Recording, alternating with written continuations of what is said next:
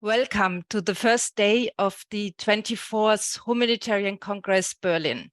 Feminist humanitarian action from affirmation to transformation. What an exciting topic. Quick introduction of myself. I'm Alexandra Rüth. I'm the head of the Knowledge and Innovation Department, a team of super motivated and skilled people at German Red Cross. I'm very proud to work with all my colleagues. And I'm also part of the steering committee that organized this Congress. I'm honored to open this year's Congress with some words representing here the steering committee. And I'm especially honored since the topic is close to my heart. And let me highlight three personal aspects I reflected upon while preparing for this opening. The first one is having experienced and experiencing in my own life and career the constant struggle of a woman between family life and professional responsibilities in the humanitarian sector, where you sometimes feel like you can never work enough. The needs are huge. And I'm sure a lot of people who are with us today know this feeling. The second is observing changes in society and in our sector, but still missing the real transformation. Questions come to my mind like, how many CEOs of German NGOs are women? And I don't have the answer, to be very honest.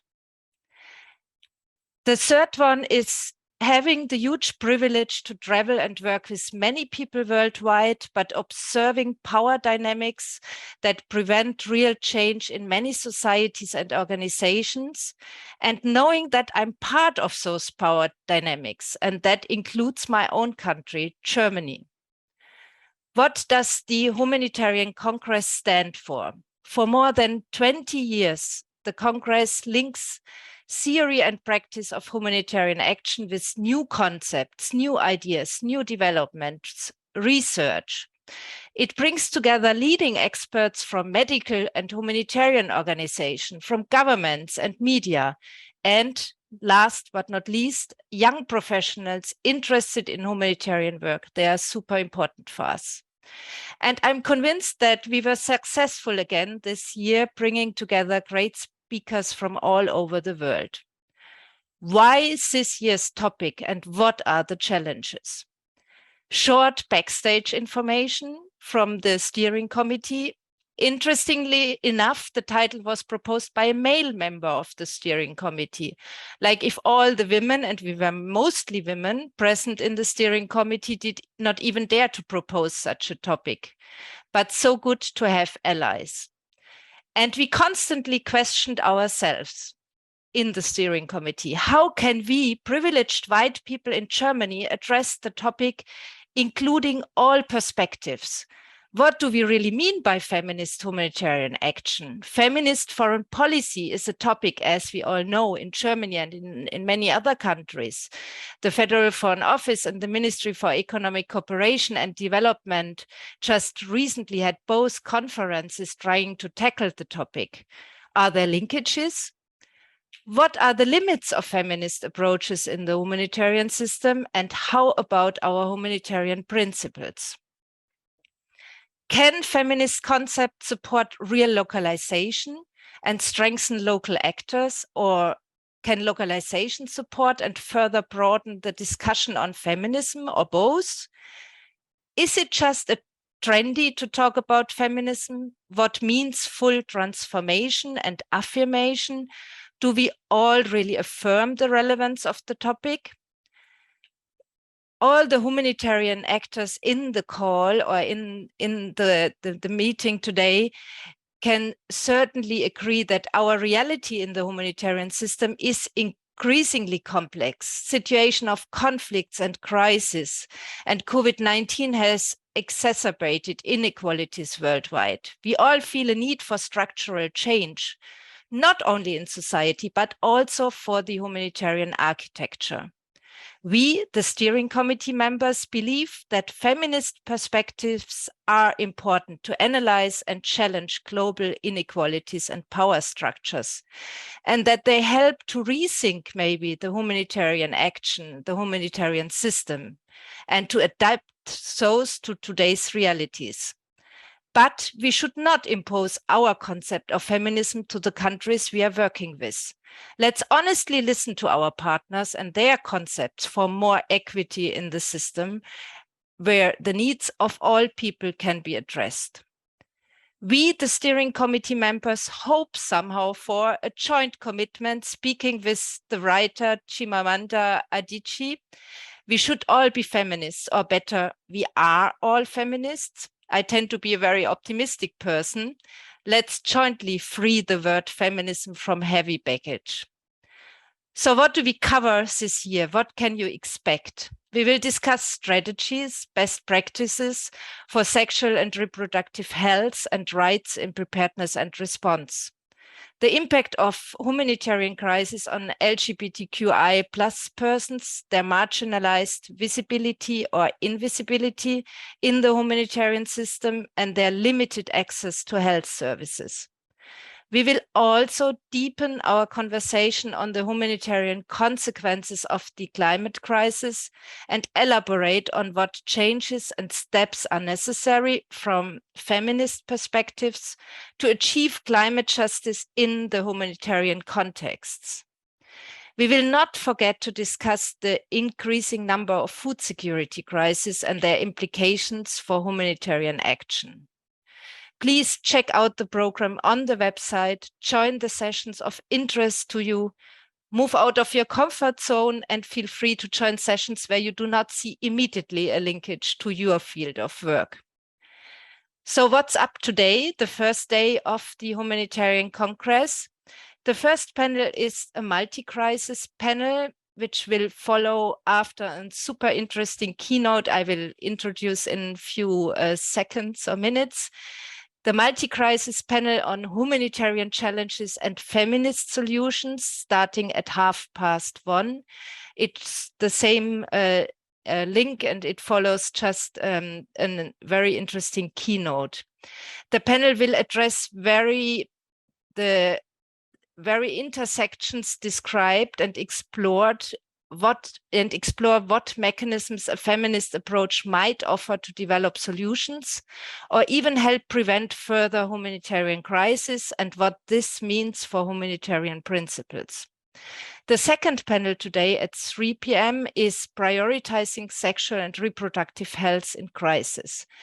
And here we will explore from different angles how humanitarian organizations can prioritize sexual and reproductive health services and modes of delivery, and will critically examine the patriarchal structures that influence these services within humanitarian organizations.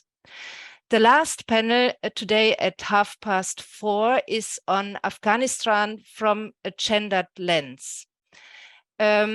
It will present feminist perspectives from Afghanistan and how humanitarian assistance can be provided in such a complex context. But before we start with the panel discussions, I'm super happy to introduce to you this year's keynote speaker, Arati Krishnan. And what a pity that we are not yet in a conference room together where we could hear and feel now the applause for Arati. Former Red Cross Red Crescent colleague, that's why I know Arati as well from some sessions we did jointly. Brilliant mind, very nice and kind woman, expert in strategic and applied foresight for the humanitarian and development sector. Yes, Arati has the crystal ball. Over 15 years experience globally, she works at the intersection of humanitarian and development futures, strategic foresight, and institutional transformation. UNDP has the big honor to have Arati on board as their strategic foresight advisor. Arati is as well an affiliate at Berkman Klein and a technology and human rights fellow at the Harvard Carr Center for Technology and Human Rights, and her focus of her research is on decolonial foresight and tech ethics in humanitarian tech governance. And what I especially love, she pushes and provokes on issues of equity, intersectionality, power, and privilege, and how we might transform them to more decolonized, equitable, and feminist futures.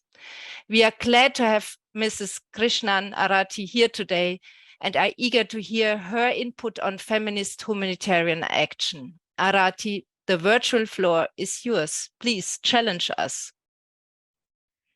Good morning, good afternoon, everybody. Thank you so much for those very kind words, Alexandra, and to the Humanitarian Congress for having me here today. It is my deepest pleasure to return to the humanitarian space.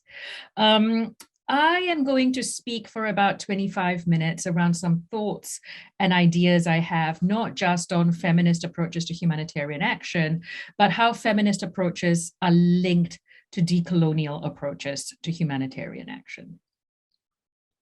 Sociologist Zeynep Tufekci once said that history is full of massive harm done by people with great power who are utterly convinced that because they believe themselves to have good intentions, they cannot do harm or cause grave harm.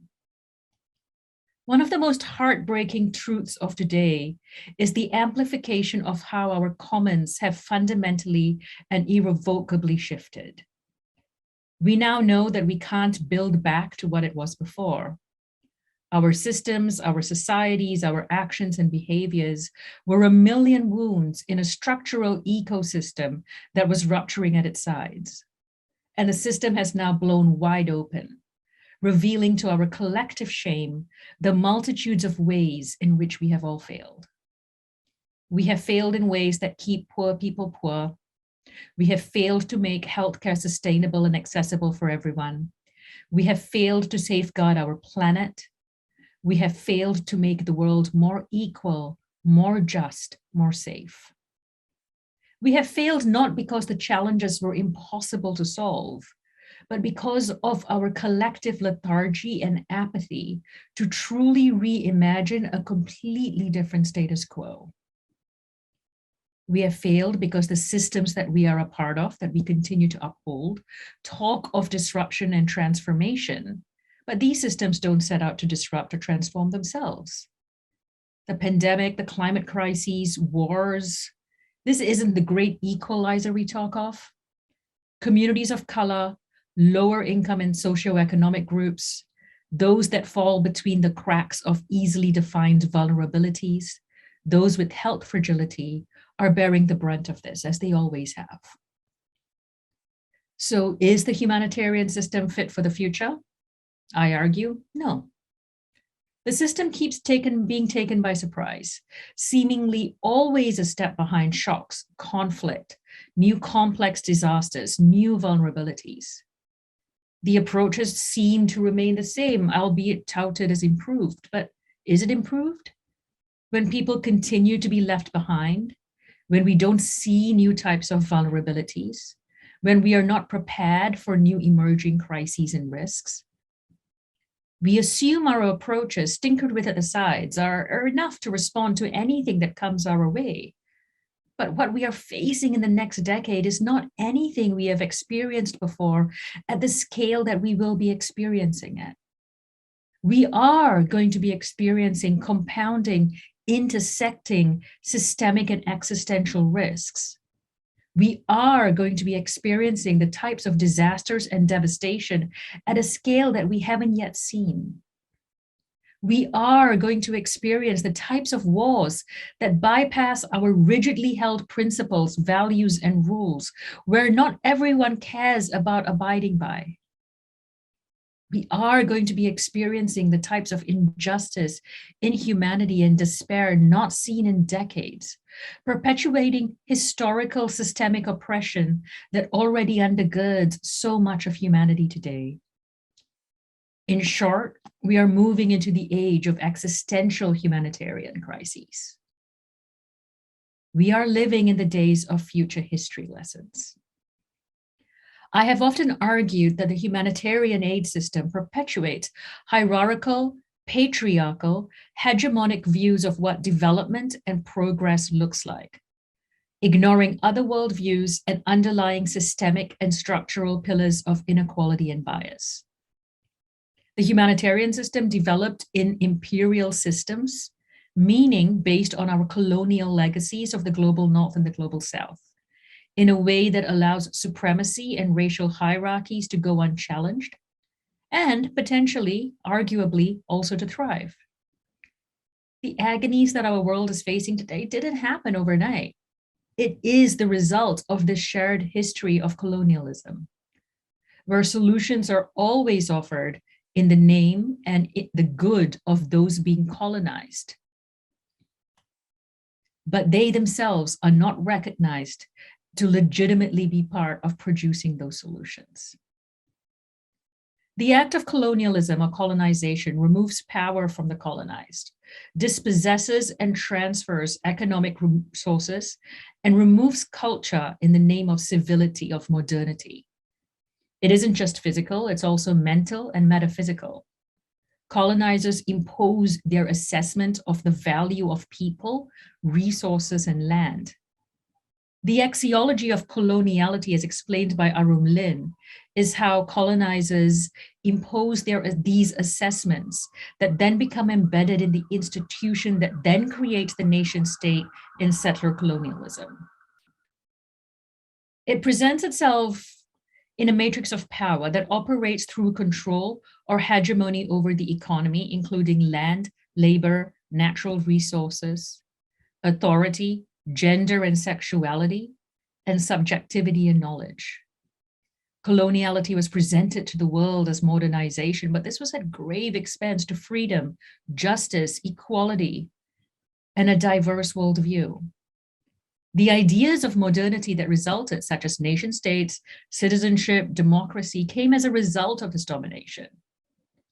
How we then conceive and transfer knowledge, as well as what knowledge we see as credible and valid, are also based on these colonial beliefs. How we exist within these structures and how we interpret reality is deeply influenced by colonization as well. And all of these come together to create a narrative that defines how normal is understood. However, colonialism isn't the only privileging force that the humanitarian aid system can sometimes uphold.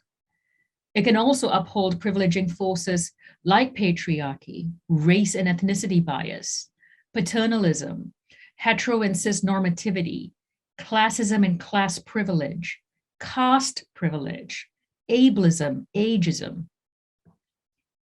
In addition, often in humanitarian and development work, we are firefighting the now, the problem right in front of us. We design solutions and interventions aimed to problem solving what is immediately in front of us without necessarily assessing three things: the complexity of the system in which that issue lives. Just as rights are not static, neither is harm. Therefore, what is the current and future theory of harm that might arise out of that solution or intervention? What might be the impact of the solution and intervention on future generations and on our planet? And who would hold the moral and fiduciary duty to future selves and or future generations of affected populations? So as a humanitarian, I ask myself this question in our efforts to do good in the world: how do we not lock people into future inequity, future indebtedness, and future harm? As Ruha Benjamin provokes, who and what gets fixed in place to enable progress? What social groups are classified, corralled, coerced, and capitalized upon so others are free to tinker, experiment, and engineer the future? The ethics of humanitarian futures isn't merely an intellectually curious exercise for me. It is driven by a deep belief that it's people who look like me, who come from the communities I come from, historically marginalized and excluded communities, that are often denied voice and spoken on behalf of when it comes to the choices available for their futures. I stand here on the shoulders of everyone that has come before me, and I have an obligation to all those that will come after me to tell you that yes, good intentions alone do not stop harm, and good intentions alone can actually cause harm. So, could humanitarian actors play a more intentional role in designing just and equitable futures? Could we, in fact, unshackle ourselves from our neo-colonial humanitarian mental models and push back against the hierarchies of chauvinism and meritocracy? Could we use this moment in time to design worlds that don't imagine some figures, especially populations in the global south, to be merely passive beneficiaries and outside of the borders of expertise we seek? Could we, in fact, invert the pathways of colonialism and patriarchy in the aid sector? We assume humanitarian aid might liberate humanity, but we fail to consider issues of power, who gets exploited or who gets harmed for this liberation to happen. We often don't understand or consider the future harms that might paradoxically emerge from our shiny solutions.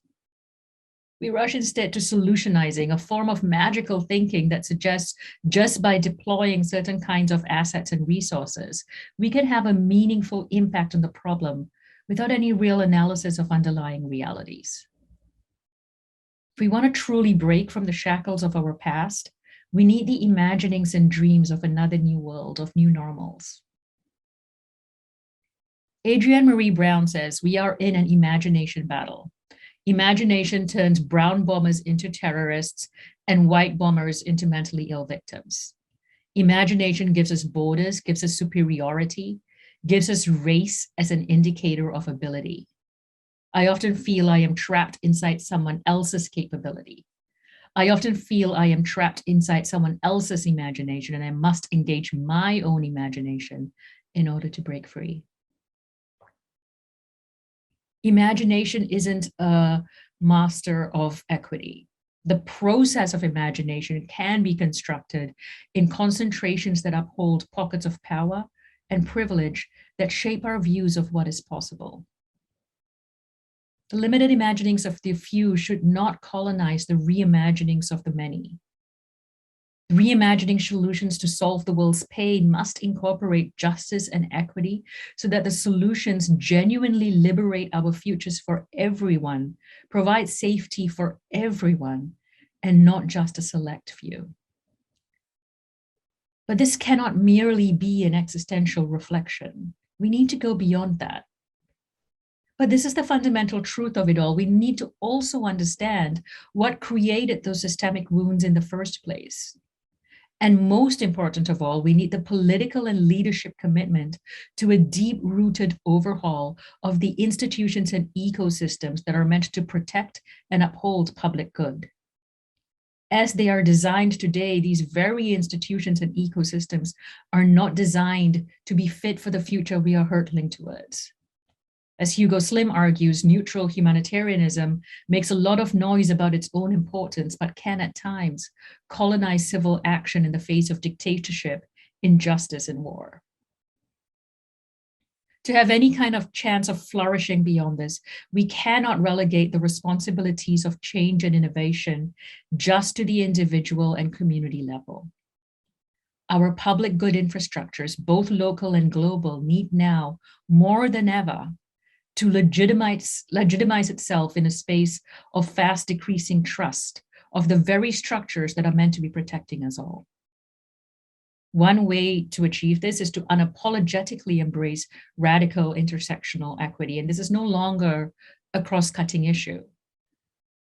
Our outdated assumptions cause us blind spots, and those that fundamentally needs most protection gets missed because they are either not considered or not meaningfully integrated into design. The age of top-down saviors is well and truly over. And importantly, those of us that are framing the problem cannot also be the only ones working on the solutions. So how do we not bring the inequities of our past into our humanitarian futures? What we do know is that our current times and future times are complex, uncertain, and continuously evolving. In this type of complexity, static frameworks and linear methodologies that are designed on outdated assumptions and mental models are not effective. Merely saying humanitarian systems ought to be grounded in human rights, feminist, and anti-racist frameworks is not enough anymore. as arguably those assumptions and models that underpin those very traditional frameworks might not be as fit for the intersecting complexities of what is coming up ahead of us. If the fundamental mandate of aid systems is to ensure that those that need aid the most can access it without risk to their lives, their dignity, and their safety, then our understanding of need, of risk, harm, ethics, rights, empowerment, and inclusion need to evolve beyond current models. Democratic governance of crises and risk systems is required to subvert the current speculative and short-term focus. Such governance is integral at this point, not just because it is the right thing to do, but also because if we don't do so, then we run the risk of actually contributing to the harm we're trying so hard to mitigate. To design more democratic and just future humanitarian systems, we must evolve collectively to optimize the aid model for human and planetary well-being, narrow the gap that exists in agony, and provide a dividend to historically excluded and oppressed communities. Linearity and hegemony are the cripplers of our futures. As Audre Lorde argues, what does it mean when the rules of a racist patriarchy are used to examine the fruits of that same patriarchy? It means that only the most narrow parameters of change are possible and allowable. To intentionally carve a different type of ideology would require governance systems that are informed by different knowledge sources that tangibly influence decision-making and that prioritize a focus not just on the firefighting of today, but rather the implications on future generations. How might we embed plurality in governance and ethics that allow us to consider the connected tissue across political, infrastructure, and social threads, and that embed deeply affected values that frame an intentional equity impact? How then do we design humanitarian, ethical, and governance systems that speak to these complex intertwined issues? Instead of merely looking at governance in terms of control, could weaving in feminist and decolonial approaches help us liberate our humanitarian futures so that it is a space of safety, of humanity for those whom we are meant to support? And are these approaches ways in which we can design new forms of humanism? To do so requires us going merely beyond diversity and inclusion, or lip service nods to power sharing and being participatory. Often, these do not result in a change in policy or strategic decision-making. Good humanitarian governments must not merely disrupt the idea of solutionism, it must also critique the system in which our interventions are being deployed and the impacts of that deployment now and into the future. Feminist and decolonial humanitarian governance is not just about the process of undoing and giving up social and economic power, but rather it is an aspiration to restore, renew, elevate, rediscover, acknowledge, and validate the multiplicity of lives, lived experiences, culture, and knowledge of indigenous peoples, people of color, and colonized people, as well as to decenter hetero and cis normativity, gender hierarchies, and racial privilege. I think of this as how we exist in plurality, in a multiverse, so to speak. And to include this in governance, not as a tokenistic or virtue signaling flag, but rather to help us consider different lenses, perspectives, sources of truth, in even how we think about what is right, what is fair, and what is just. How might decolonial and feminist approaches help us reframe our starting point and, in fact, influence governance design? It isn't just about getting different underrepresented groups around the table, but rather how we might shift the knowledge and experiences we draw from in the very design and decision-making of policy and governance frames. It is to ensure that we are considering the multiplicities of ways in which issues of rights, privacy, agency are understood and experienced the world over, and not imposing just one or a narrow valued judgment on these issues. As Sabello and Lobo-Gaceni argues, decolonization expressed by your lips differs from the decolonization that comes from within as a revolutionary concept that speaks about rehumanization, a fundamental planetary project. I see it as weaved as the following ways: that it is multidimensional, including intentionally plurality of perspectives of affected populations, minoritized groups, activists, and ethicists; that it rigorously analyzes future harms and impacts on future generations. It interrogates who absorbs that future harm. It is grounded in the rights and equity of impacted minoritized people, and it is emergent and acts as a compass, not a checkbox. As an approach, it should consider questions like the following: what is the current and future theory of harm that might accompany this implementation of this intervention? Explicitly, which groups of humans will be harmed by this? How, why, and when? Could the future impacts of this intervention restrict choice and opportunity for the population? Who would retain advantage and privilege, and who would be disadvantaged or dispossessed through the implementation of this intervention now and into the future? Who might hold responsibility for the absorption of current and future harm? What different epistemology on concepts of ethics, privacy, rights, and consent were utilized to inform the design of this intervention? How have definitions of fairness and justness been assessed against political and social factors? And does the governance of this humanitarian intervention provide pathways for impacted populations to hold institutions to account and to be able to seek redress?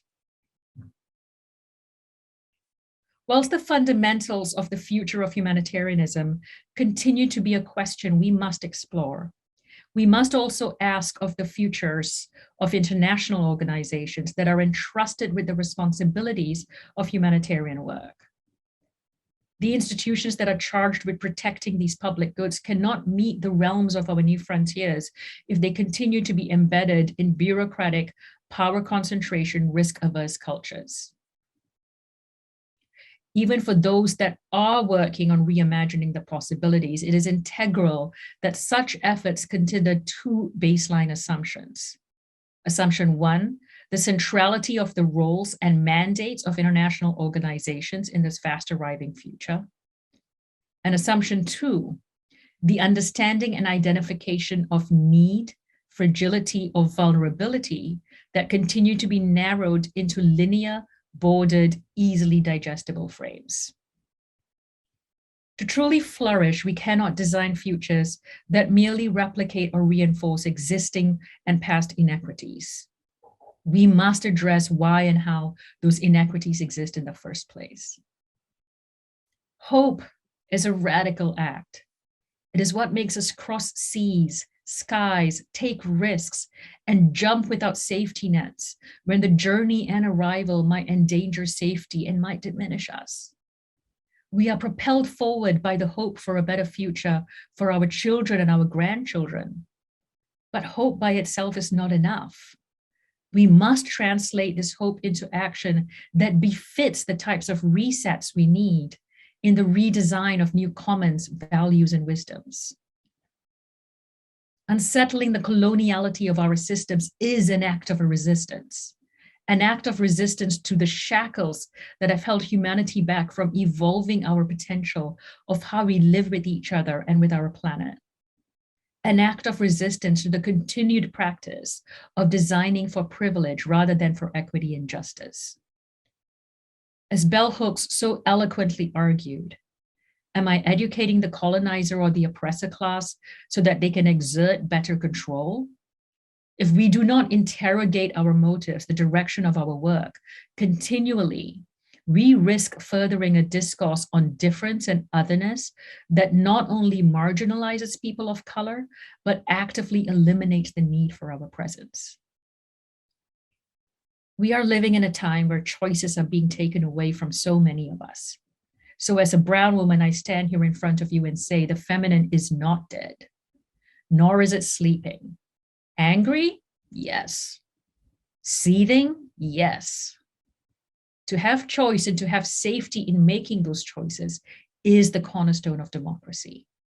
Let us not sleepwalk into unjust, inequitable futures. Another world is absolutely possible. Thank you. Thanks so much, Arati. It's impossible to summarize your speech, I think. But such a deep and profound speech. And I think it's so super important, to get all these perspectives and to try to really jointly understand the system, because to change the system, we really need this profound understanding. I will not try to further comment your speech, but will just hand back to you and hope that the multi-crisis panel, just following now your keynote on humanitarian challenges and feminist solutions, can continue digging deeper and complementing your perspective. Thanks so much, Arati. Thanks so much, Alexandra.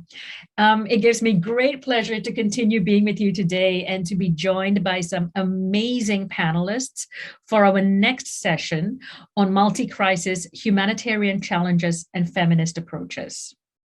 This panel session will run for 1 hour and finishes at 13:30 CEST. We're encouraging participants to join the Zoom session because you cannot ask questions in the YouTube live stream. And please comment on Twitter using the hashtag HCBerlin. There are accessibility features. There is live captioning. The link will be sent in the chat by the support team. There is live translation into French. Click on the globe button in the Zoom window and choose French as a language. Comments and questions can be posted in the Zoom Q&A window, and we will push those questions to our panelists as we go through. Again, we are so delighted to welcome the following panelists. Ms. Suzanne Fries-Geyer, who is the Humanitarian Director at Germany's Federal Foreign Office. Prior to her current position, Ms. Fries-Geyer was seconded to the Federal Chancellery from 2018 to 2021 as Head of Division of United Nations, Global Issues, Sub-Saharan Africa and Sahel. Ms. Fries-Geyer held the position as Head of Political Affairs at the Permanent Mission of Germany to the UN and other international organizations in Geneva from 2017 to 2018. From 2013 to 2017, Ms. Fries-Geyer was the Deputy Head of Division of the UN Policy Division responsible for Security Council policies, General Assembly matters, and sanctions in the Department for International Order of the German Federal Foreign Office. Thank you so much for joining us today, Ms. Suzanne Fries-Geyer. We are also joined by Madame Balorma Nordov, the Secretary General of the Mongolian Red Cross. Madame Balorma is the Secretary General of the Mongolian Red Cross Society. She began her leadership role in December 2013. Prior to this, she served as governing board member for 5 years and as a vice president for 8 years at the Red Cross Society. She has extensive experience in leadership roles in the humanitarian sector and has previously served as a director and chairwoman of Mongolian Children's Organization and National Center for Children.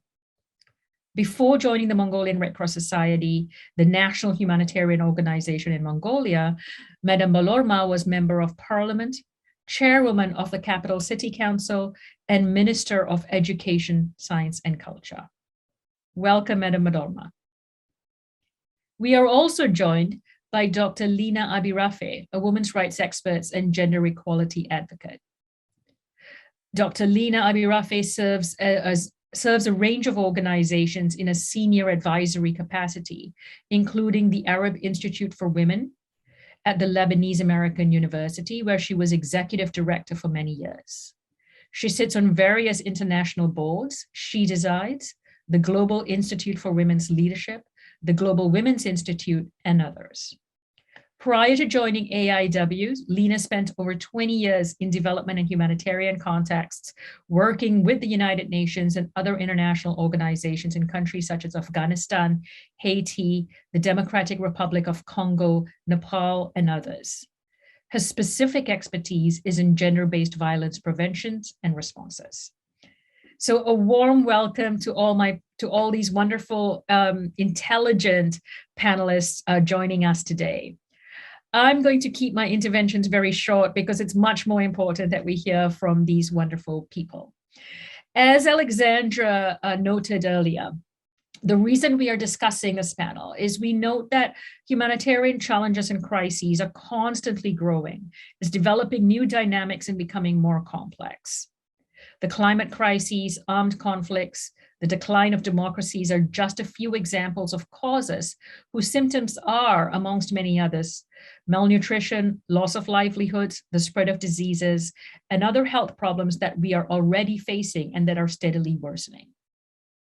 The most vulnerable of people, especially women and girls, who do not have the resources to protect themselves from disasters and have no access to social protection, are hit hardest by the effects of compounded risks and impacts of multi-crises.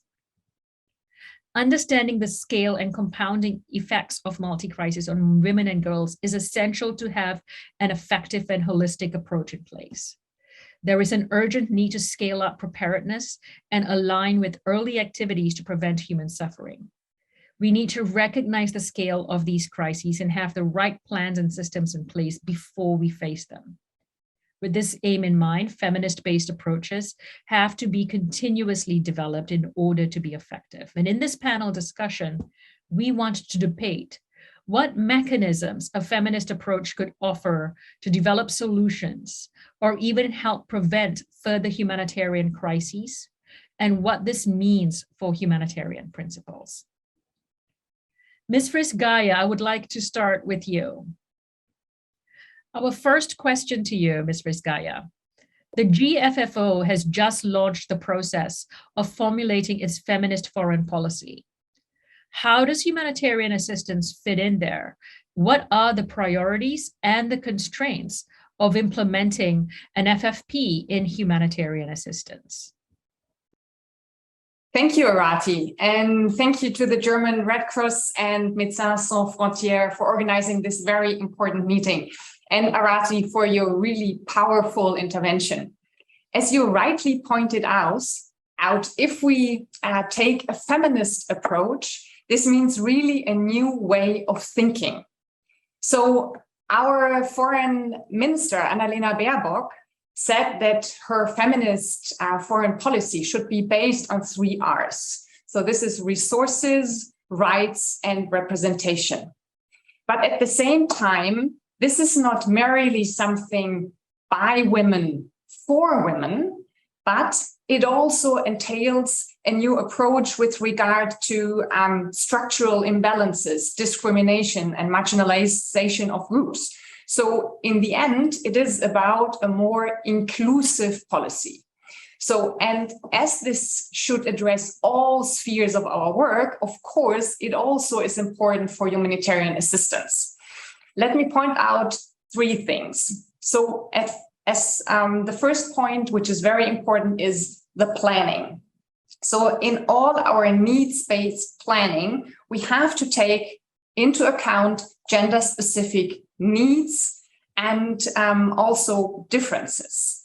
And we in the Foreign Office developed a so-called gender marker. It's a gender, age, and disability marker, which leads us from the planning phase through the project until the reporting phase. So it's not merely about channeling the money, but as well to try and change something in the end. So my second point is that also means that with our funding, we have to mitigate gender-specific threats. It was already mentioned, there is sexual violence and there are sexual health and rights. and also psychosocial support that we can provide. And the third point, and this is a very important point, and you already touched upon this as well, because we have to ask our UN implementing partners and international NGOs to include, wherever possible, local organizations, and especially women and women-led groups, because they know best what is needed. And because this is not easy, we also have to empower them and help them with capacity building. And now I come to the second point of your question. You asked if there are any constraints. Yes, there are constraints because it's not easy to implement it. So first and foremost, because of access. So access has different layers. It is more and more complicated in all the humanitarian situations to really access people in need.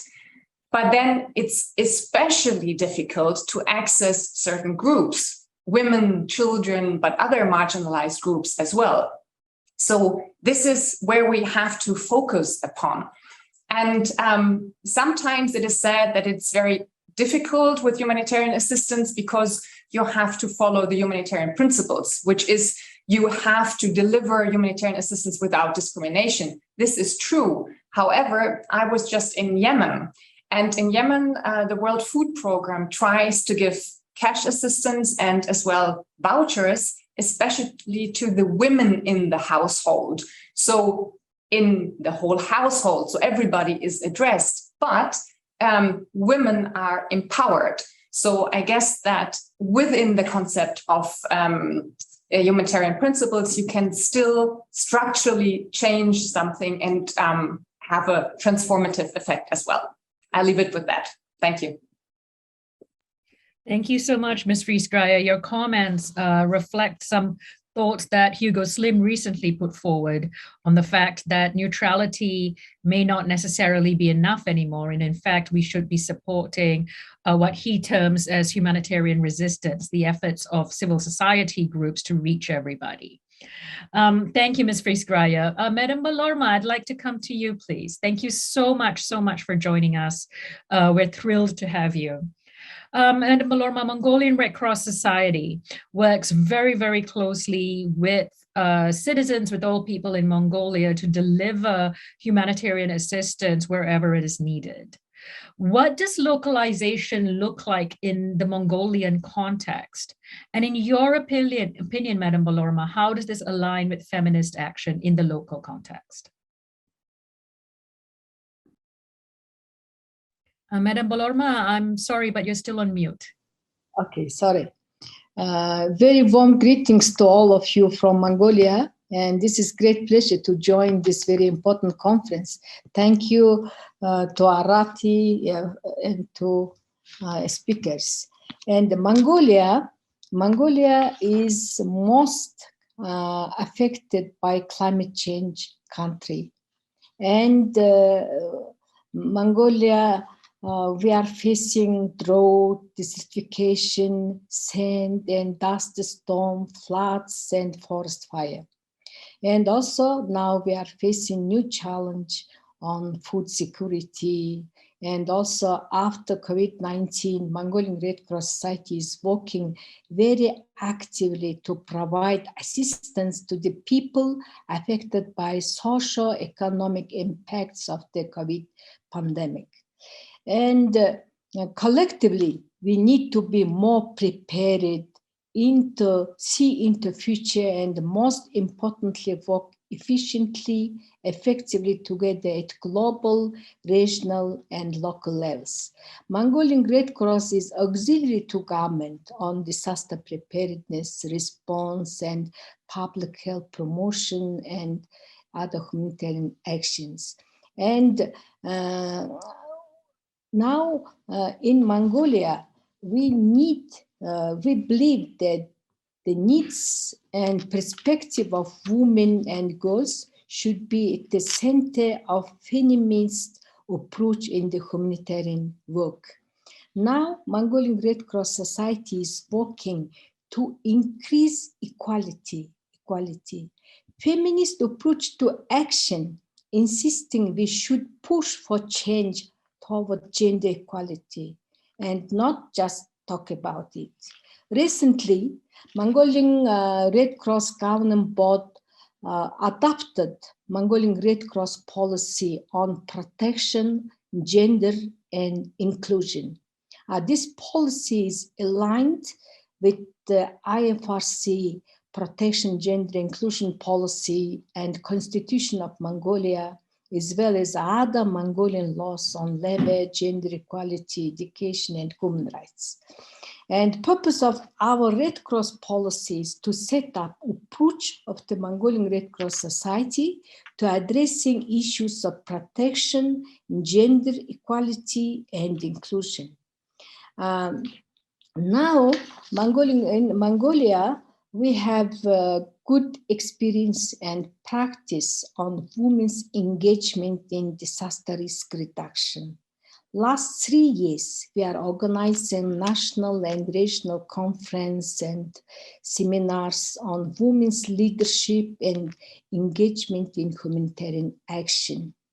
The conference services good platform for women from all sectors and background to speak out and share good practices on gender-sensitive disaster risk reduction. Disaster risk reduction must be inclusive. It always has to be approached collaboratively, and we are glad to see the platform empowers women and gives more access to engage in the disaster risk reduction. Thank you for your attention. Yeah. Thank you so much, Madam Balorma. And it is brilliant that over the last 3 years, you've been organizing that conference and webinars to push forward women's leadership in the Mongolian context. Thank you so much for your leadership. Dr. Lina Abirafe, it's a great pleasure. I come to you next. Thank you so much for joining us today. So Dr. Abirafe, my question to you, does feminism and humanitarianism align? And where are the synergies or disconnects within these two philosophies or approaches? Thank you so much. Wonderful question. Thrilled to be here. This is what I wake up for every day. You got me up nice and early in New York. I'm delighted to be here. And your opening remarks, I think, really set the scene, ignited us, and reminded us that, yes, absolutely, we should be very angry about what is going on. As a feminist, as an activist, as an academic, as an author, as a former aid worker, and generally somebody who thinks the world should be doing better, I look at feminism and humanitarianism and I wonder, what exactly is the problem? I mean, what is feminism? You know, I feel like we need to constantly have this conversation, reminding people that feminism is about politics, it's about presence, it's about power, it's against patriarchy. There is a global, undeniable reality of inequality, of oppression, of discrimination, of marginalization. Patriarchy is everywhere. Women's rights have been fully achieved nowhere, in no single country, even as I sit here in the US and watch women's rights deteriorate. Ironic, after spending 20 plus years in the field, in the so-called field, only to find the front lines are also right here. So, you know, the point I need to make is that they're all around us and we are doing terribly. If you look at global indicators and statistics, the gender gap is widening. In 2020, it was 100 years, only 100 years to get us to equality. And now it is 136 years. So we are losing ground very dramatically. 136 years means that's an entire generation, a new generation that is not going to have the kind of equality that they deserve, rights, dignity, respect. Where is all of that? So we're looking at a situation globally that is bad and getting worse. I mean, undeniably. My focus is on violence against women, and that's the entry point and the lens through which I view everything. Because as long as there is the existence of violence against women, as long as we are denied our bodily autonomy and integrity, all the other rights, all the other opportunities for me are rendered moot. If you cannot be safe in your body, in your life, in your home, in your school, on the street, outside, in the market, in office, in public office, then we have achieved nothing. So we look at all the language, the the affirmations that we use, the rhetoric, the acronyms. I've come to despise acronyms now that I'm in this field for so many years. I'm even using, here is my SDG 5 mug on gender equality. And what have we learned actually when we look at SDG 5 is that we are nowhere near achieving that target either. In fact, the latest report said we are centuries away. So all of that to say, you add on humanitarian elements and you make a bad situation so much worse. Now, the problem is we've got a bunch of other priorities that come into play in humanitarian action. We talk about the acronym that I also don't like, WPS, Women, Peace and Security. Well, it should be a no-brainer, actually, that there is no P and no S without W. But here we are, we bandy about this buzzword and we say, oh, don't forget women. And every few years, we kind of reaffirm that we shouldn't forget women, and we continuously do so. And now we talk about the localization agenda, channeling resources directly to those who are on the front lines. We talk about it and we don't do it. So, the incompatibilities for me between feminist approaches and humanitarian action are vast. I really think we need a total overhaul of that system, because the priorities, the timetables, the donor allocation of resources, the principles, the fundings, the timings, even the perspectives. I feel like I spent 2 decades operating in a boys' club. There is a kind of emergency junkie sort of culture that comes into those situations where they say, oh God, here comes the pesky feminist, here's the so-called gender advisor to come and kind of kill our vibe and tell us everything that we're doing wrong. If we are not examining every single humanitarian element through the lens of women and girls, then we are failing. If we are not achieving safety and security for women and girls, then no one is safe. So, this for me is really the lowest denominator, the entry point, the critical non-negotiable. All of these things that have not yet been integrated, they are at the level of rhetoric. I've certainly written a great deal of reports in my time and had many contentious meetings arguing for this to be taken into account. And still, it is not. The funding cycles, as I've said, are too short, are quick impact. The staffing in a humanitarian emergency is a sudden surge and dramatic pullback, and there is no continuity. Working on feminist goals do not run according to those traditional funding cycles. They don't run according to those perspectives that require that the job gets done. We're talking about social change. We are talking about much more deeply rooted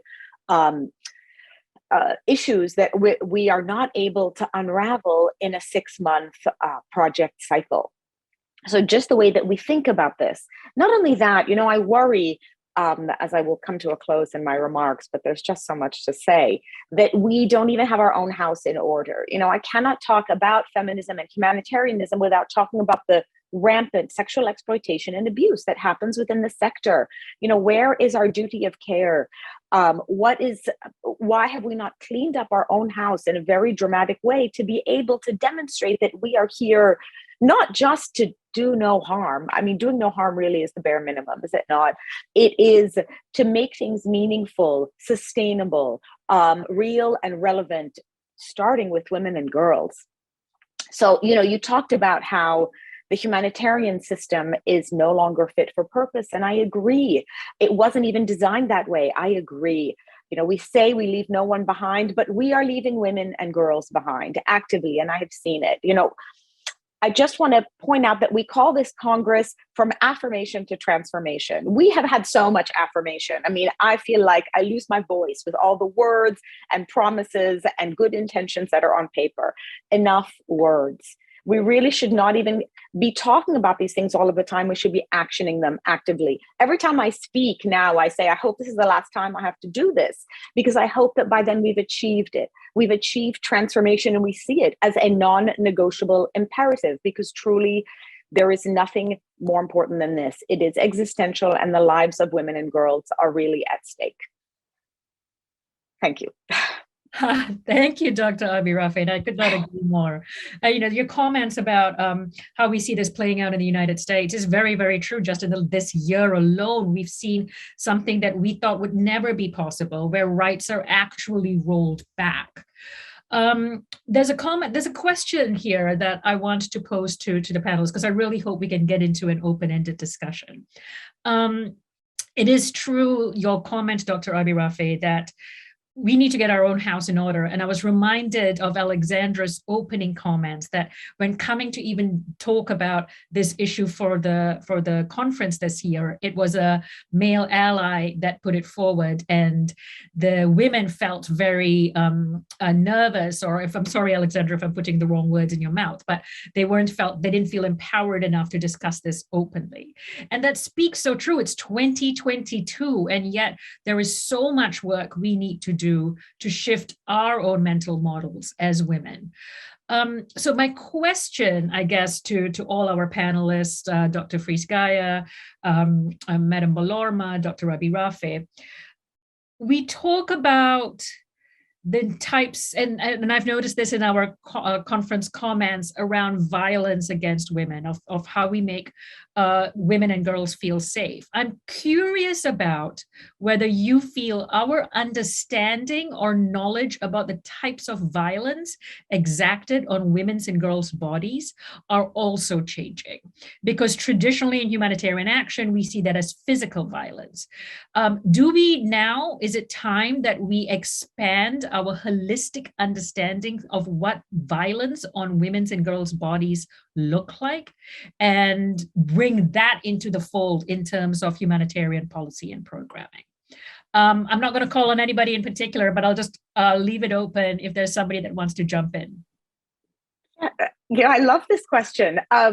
You ask if they're changing. I think we're just adding on new forms, and I keep saying, even the fear of violence is a form of violence. And I think that we force women and girls to live in this constant state of insecurity and threat, whether or not they are experiencing it. There is the fear there that is already narrowing their choices and opportunities and restricting their mobility and denying their freedom and rights.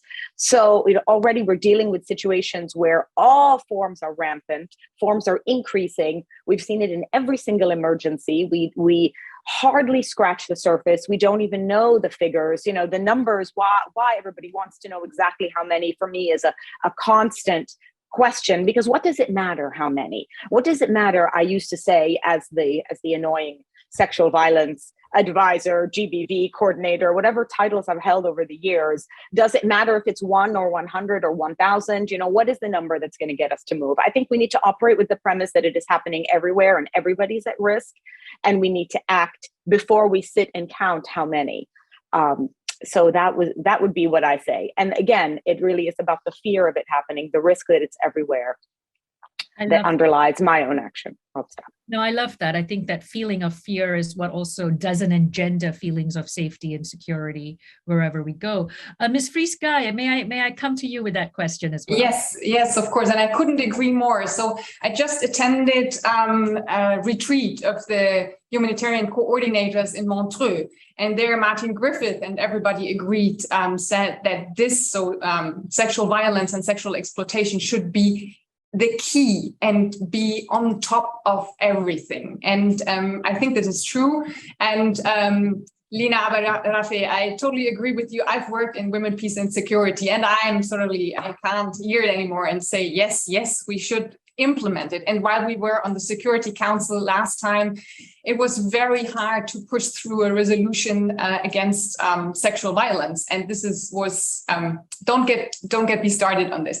So what I'm saying is Germany is really trying to make a difference, and we're a part now of the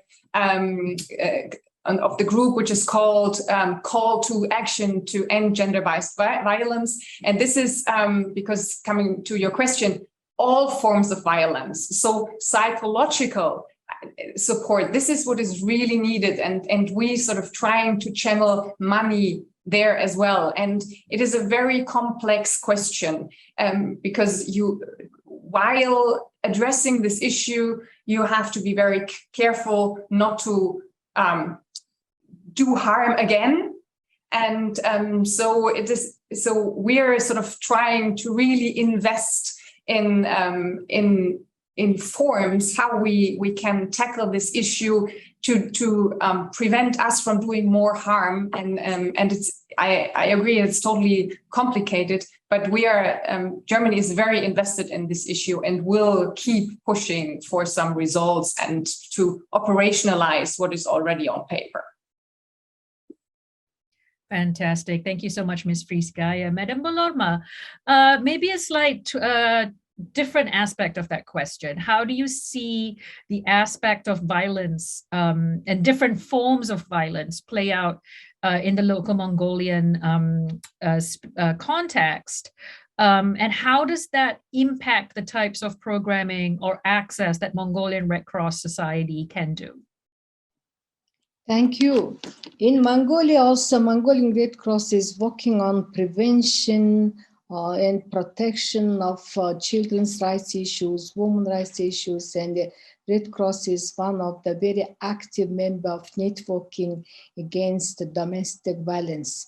In Mongolia, we have good laws, law on gender equality, law on child protection, and now we need to improve and update Mongolian laws on gender equality and child protection law and law against domestic violence. We are facing all forms of violence in Mongolia, especially during the COVID-19 pandemic, quarantine, lockdown. Red Cross is focused on prevention of domestic violence against girls and children, and still we're working on it. And also we have very active Red Cross, Youth Red Cross members, and also one of the target focus area of Red Cross is to educate Mongolian society for prevention from different forms of violence. Also, now we are focusing on domestic violence prevention and also domestic violence at the school level. And also we're focusing on school safety, security, rules of procedure. And Red Cross is sharing our experiences with other Youth Red Cross activities. And before COVID-19, MRCS is hosting every year Youth Red Cross gathering on different topic, how to prevent from domestic violence and how to enhance school comprehensive safety.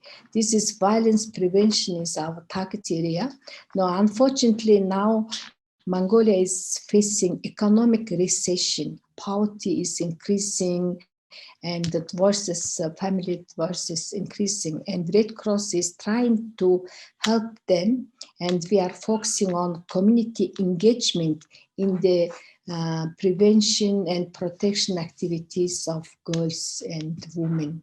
And men, also Mongolian government and Ministry of Labor and Social Protection giving good opportunity to protect from all these forms of violence. And this is my answer. And Red Cross is ready to learn from other national societies to prevent domestic violence and from all forms of violence. Thank you. Thank you so much, Madam Bolorma. And it's very powerful to see the link between looking at domestic violence to school violence as well. We have a question from the audience that I'd like to post to the panelists. The question is, since no obvious changes were made in the last 2 decades, how do you plan on achieving to make a difference now? Ms. Frieskaya, I might throw that to you. This is a very good question. So there are so many angles. So first of all, if it did not work in the past, you always have to ask yourself, was it that you didn't do the right thing or didn't you do enough? So I think there is different things to do. So what I would like to point out is something that Mrs. Bolorma touched upon as well.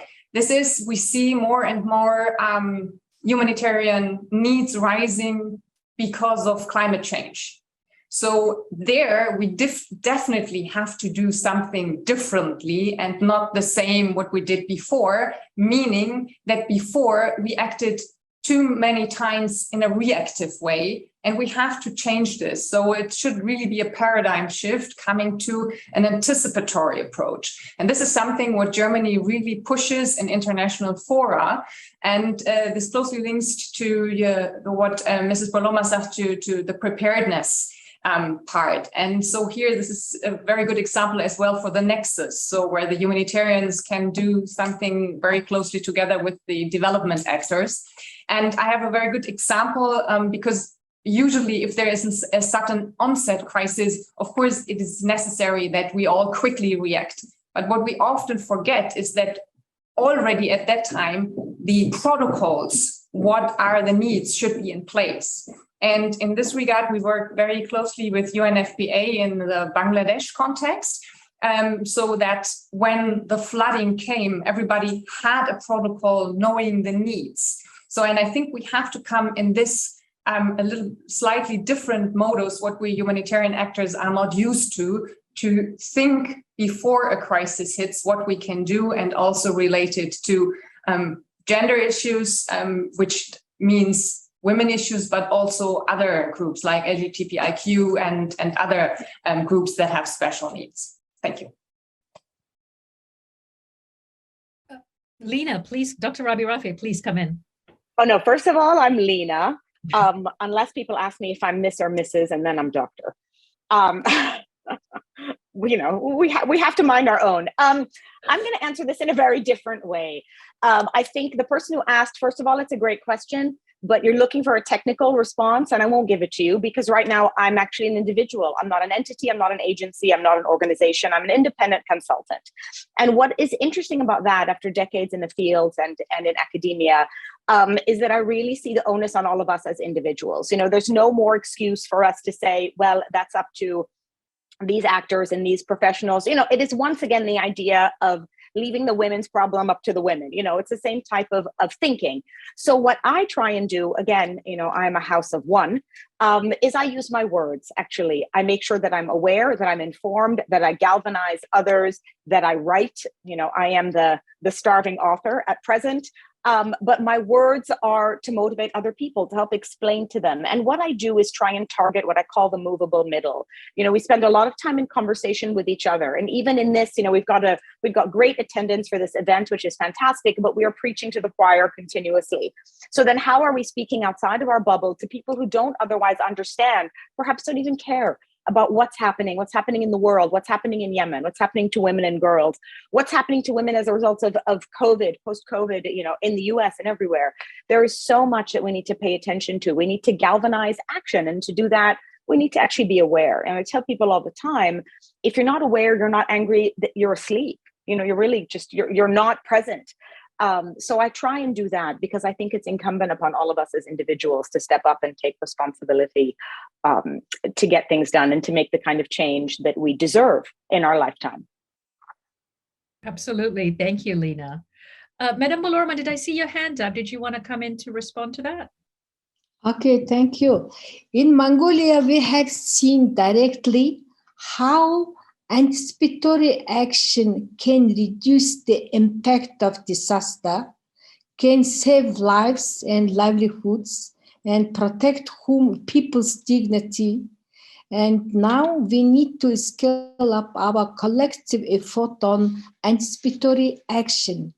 Also, I would like to say thank you very much to German Red Cross initiated forecast-based financing program.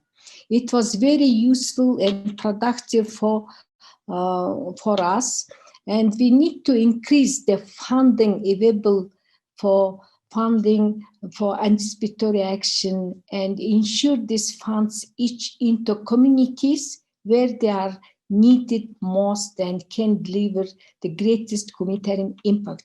In the future, we will focus on community resilience, community engagement in disaster risk reduction, and Red Cross call equal participation of men and women in disaster risk reduction. And now Mongolia is most climate change adapted country. And now we are focusing on climate change adaptation and mitigation of climate change impact.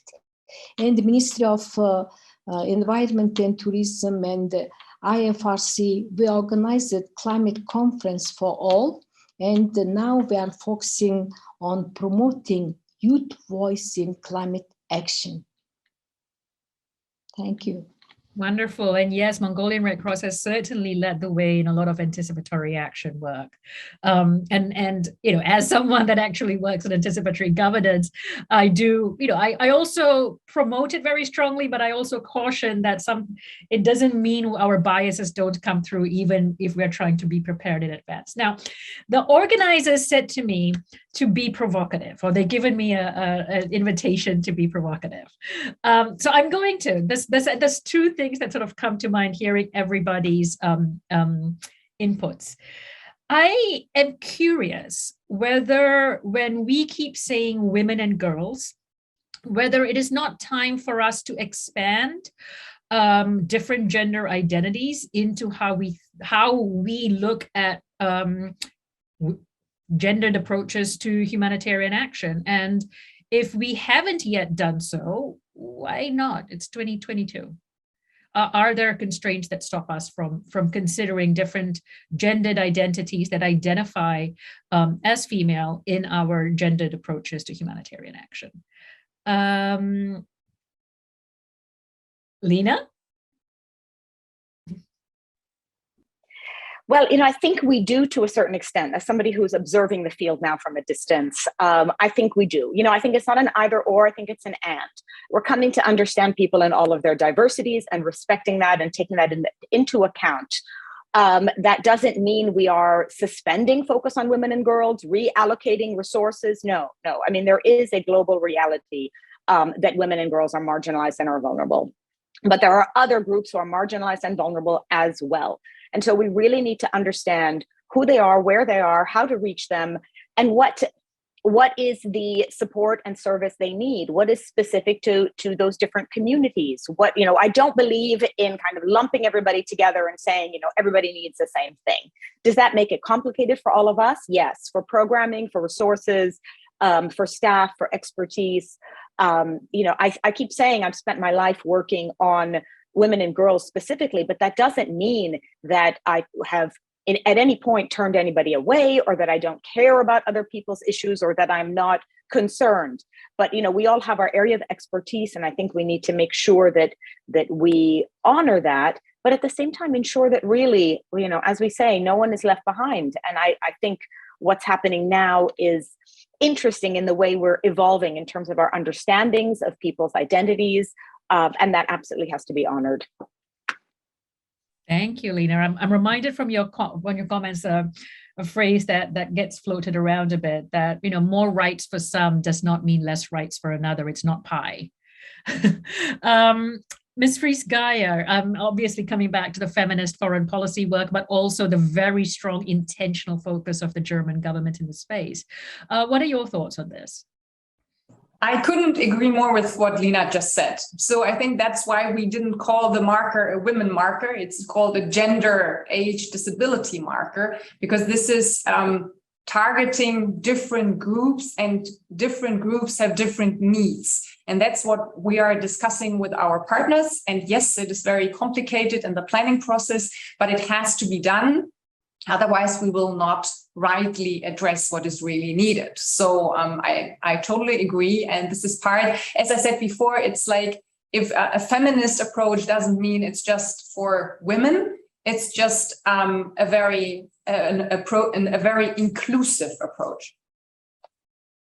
Fantastic. We've got a couple of questions coming in from the audience, so I'm going to pose this now. This is coming back to our point on violence earlier. And the question is, since violence against women, girls, and marginalized communities is so pervasive within all our systems, not just the humanitarian sector, how, if at all, can the humanitarian sector address these systemic issues? It's a big question. I'm not sure if somebody wants to jump in. Madam Balorma, did you want, I mean, some of the work Mongolian Red Cross is doing, looking at domestic violence as well as school violence, I think is one of those approaches.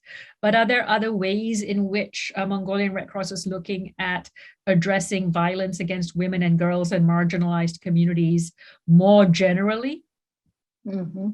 Okay, thank you. Mongolian Red Cross has adopted the policy on protection and gender inclusion.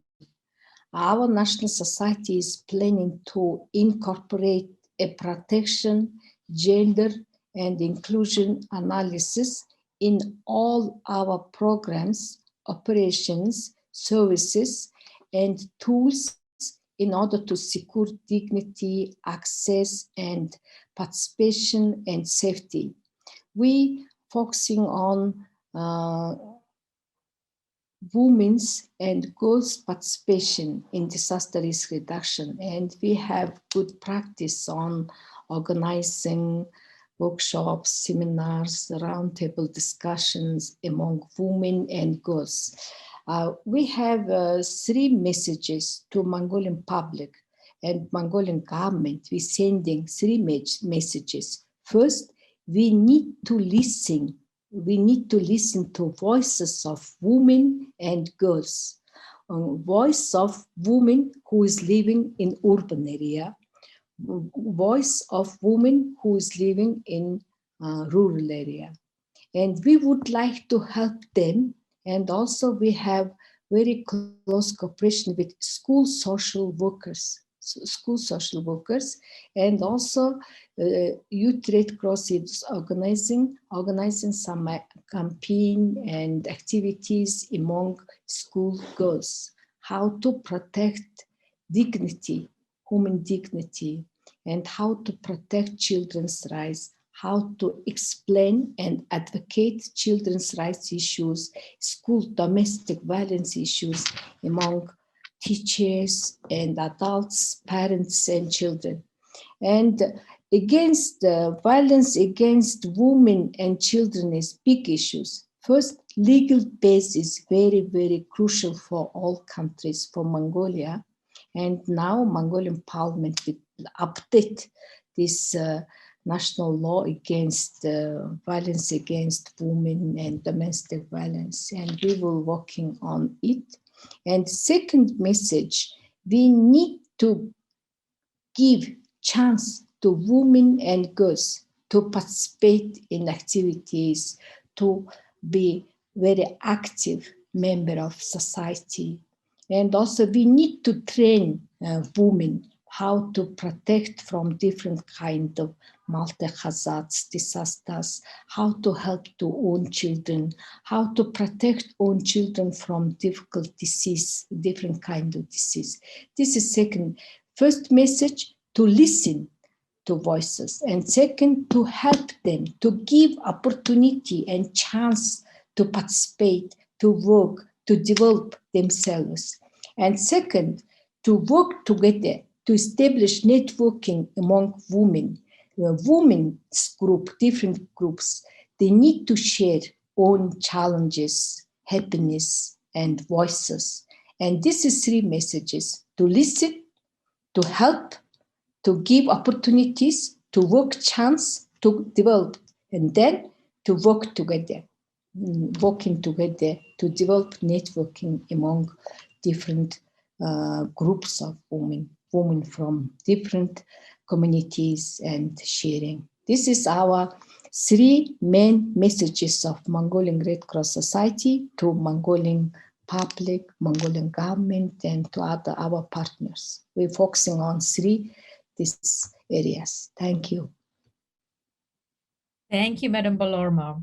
More questions coming in. The next one. I think it was said leaving no one behind is probably what all humanitarians use nowadays, but yet women and girls are being left behind, which echoes what Lena was saying. What are we doing wrong? We have people working to ensure we do more, mainstream gender inequality, working on violence, lots of policy and law, but yet it is not helping. Where is the shift needed? Can we have some tips? Yeah, Lena, please. Great. This actually builds on what I was going to say for the previous one. First of all, when it comes to women's rights, women's lives, women's bodies, there is no division between development and humanitarian work in terms of the risks they face, in terms of the violence. Yes, humanitarian emergencies are much worse, but that doesn't mean, if we're talking about violence specifically, that violence ends when the conflict ends. We need to actually look at this really in a much more holistic way. We need to provide continuous support, not a surge of financial and human resources and then a pullback and then everything collapses. We need to, first and foremost, we say this all the time, and I'm a broken record, fully fund women's networks, women's movements, women's organizations, the ones that are locally led, that are on the ground, that were there before we got there, and that will be there long after we leave. And when I say fully fund, I mean really long-term, unrestricted funding, because we continuously get it's hand to mouth. It is short-term, it's short-sighted, and we are not letting these women do the work that they know what they need. They know who needs help, and they know how to help them. So we need to actually let them do it. For support on our end, tools, resources, whatever, yes, we have to do that continuously, not just in an emergency and in the immediate aftermath, but for as long as we're able and we're present. Coordination mechanisms.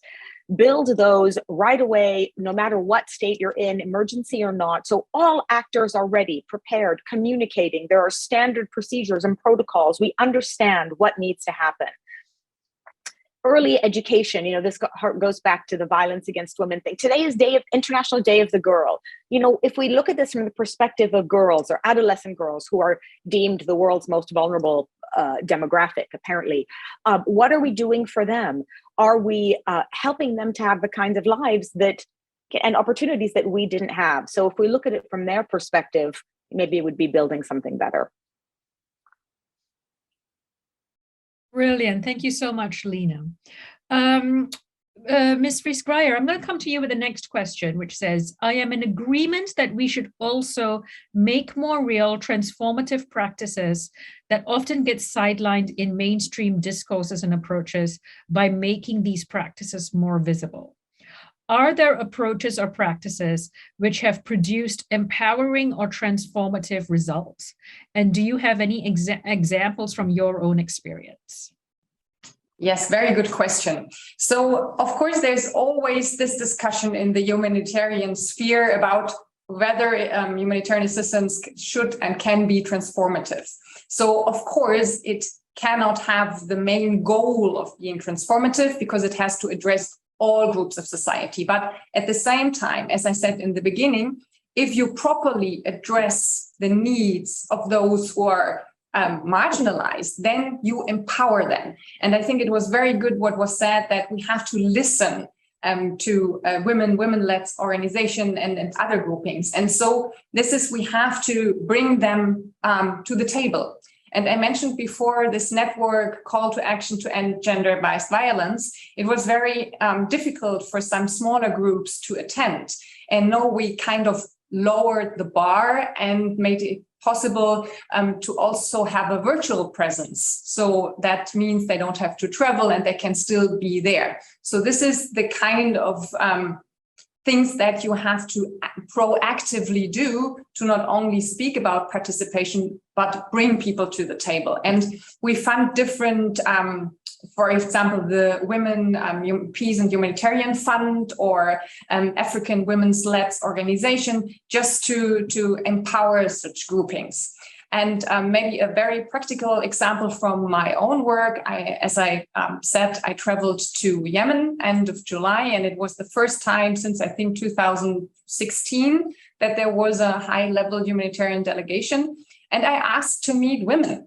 And so there were huge question marks because women didn't get together on a regular basis. So they came really from all parts of the country. They came together and they did meet themselves for the first time. And they exchanged WhatsApps. And I thought, I can't leave the country now, and I already achieved something, because this is it, bringing women and other groups that are normally not at the table together so that they can bring sort of network and try and see how they for themselves can push something for the better.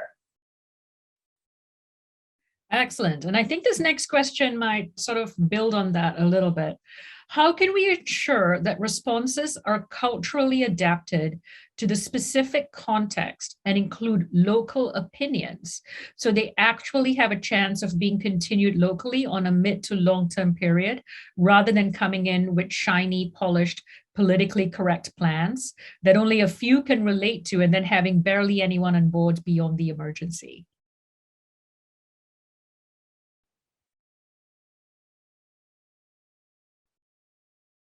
Lena. I kind of already said it, because, it's not local opinions, it's local imperatives. I mean, they are there, they are implicated. We are supposed to be in a supportive capacity. So are we fully funding their networks and their organizations and their movements, the ones on the ground at the community level, even in rural areas that are hard to reach?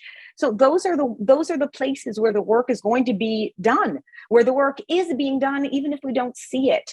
So I think there really is a sense that we need to support, fund, and better understand what's happening on the ground in real life, in people's realities, before we do anything at all, before we come with our shiny new ideas and projects. Thank you. And there's another question that sort of expands on that and takes it further. And the question is, how can we as Western humanitarian workers or organizations respond to some criticism or view in some countries that feminism is a Western ideology and not adaptable to other cultures? Culture and in brackets, culture being often used as an explanation for discriminatory practices against women and girls. Lena, back to you maybe, or you can feel free to mute me. We do hear this all the time. Feminism is everywhere. It is not a Western import and imposition.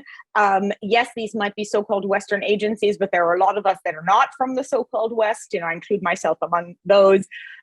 So understanding the cultural nuances, the ways to approach things is actually not all that difficult, because there are entry points, there are feminist movements, there are feminist imperatives, even if we don't see them. We didn't bring this idea of equality to the rest of the world, West. We did not at all. It is always there, active and alive.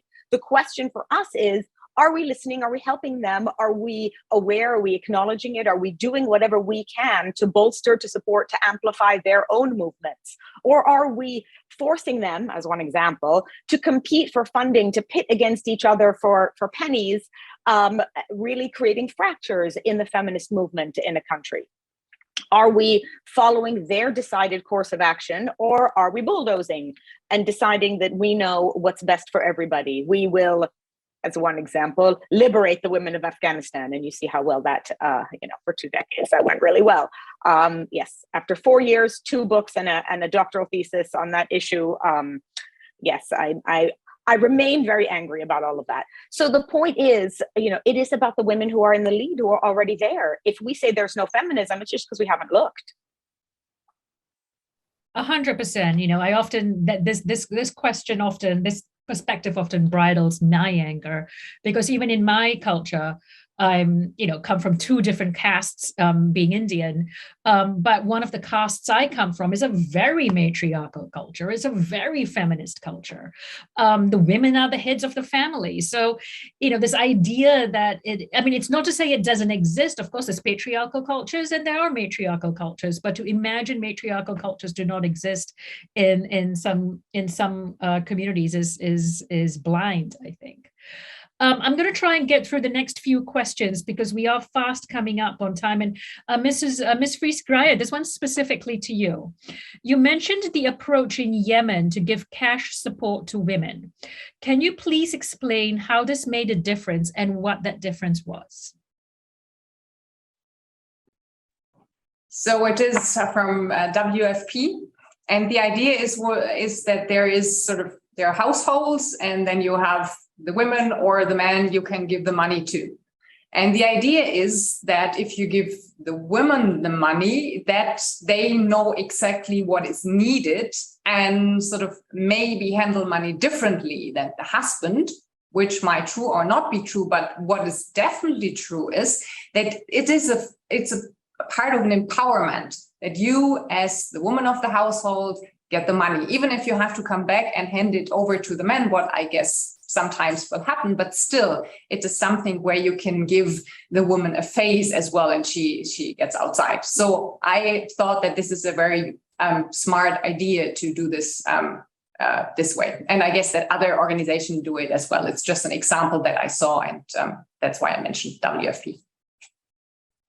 Great. So I'm going to take two more questions, and then we're going to unfortunately come to a close of this fantastic, powerful panel. This is a great question. Are gender equal approaches merely a playground for female humanitarians? Is your impression or experience that the need for equity is also something that the boys club feels and sees? I guess if I was to just rephrase that, is the need for equity something that men and boys also feel and see and are focused on, not just women? Madam Belorma, I might come to you first to answer that question. Okay, thank you. Traditionally, Mongolian society is friendly society for women. Since 1921, in Mongolia, by new constitution, women and men, we have equal rights to labor, we have similar access politically and economically. Also, majority of Mongolian population are Buddhist and not against the women, and step by step, year by year, Mongolian culture is changing. And now we are focusing on gender equality. I would like to share one case in Mongolia. In beginning of 90s, Mongolia moved from socialist society to free, democratic, market economy society. Beginning of 90s and Soviet Union, Mongolia was under umbrella of Soviet Union, and since 1990s we changed it, we moved it from socialist system to democratic system. And beginning of 1990s, we faced school dropouts problem, school dropouts. By traditionally, Mongolian parents giving good opportunity to girls to study, because when girls will be adult and she will be married, and parents taking care for